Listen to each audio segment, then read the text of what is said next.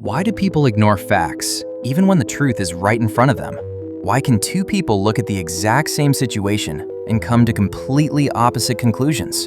And why is it so hard to admit we might be wrong? Most people think it's because others are ignorant, emotional, or just unwilling to listen. But psychology says something much more uncomfortable. It's not just them, it's you too. And it's happening in your brain right now. There's a cognitive bias called confirmation bias, and once you see it, you can't unsee it. Confirmation bias is simple. Your brain looks for information that confirms what you already believe and ignores anything that contradicts it, not consciously, automatically, silently, constantly. In a famous experiment, participants were shown a simple sequence, 2, 4, 6, and asked to figure out the rule. Most people assumed numbers increasing by 2. So they tested 8, 10, 12, and every time they heard correct. So they became confident, certain, but they were wrong. The actual rule? Any ascending numbers. The mistake? They only tested ideas that confirmed their belief instead of trying to disprove it. Now here's where it gets real. This isn't just an experiment. This is your life.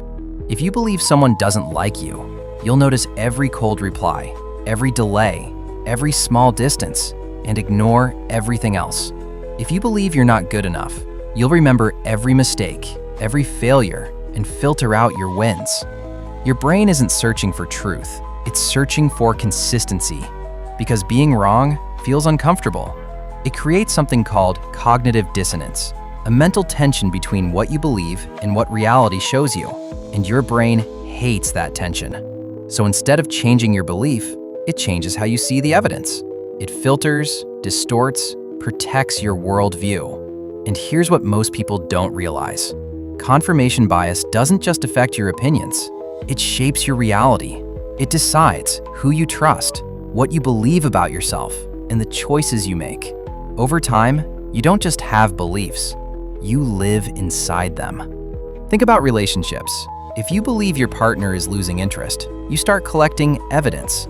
They text less, seem distracted, and suddenly, everything feels like proof, even if nothing actually changed.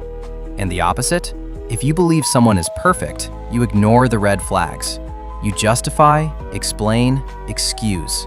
Not because they're perfect, but because your brain wants them to be. And today, this effect is stronger than ever because of algorithms. Platforms feed you what you already agree with. So instead of being challenged, your beliefs get reinforced again and again and again until your perspective feels like the only correct one. Because your beliefs aren't just ideas, they're tied to your identity, your ego. So when someone challenges them, it doesn't feel like a discussion, it feels like a threat.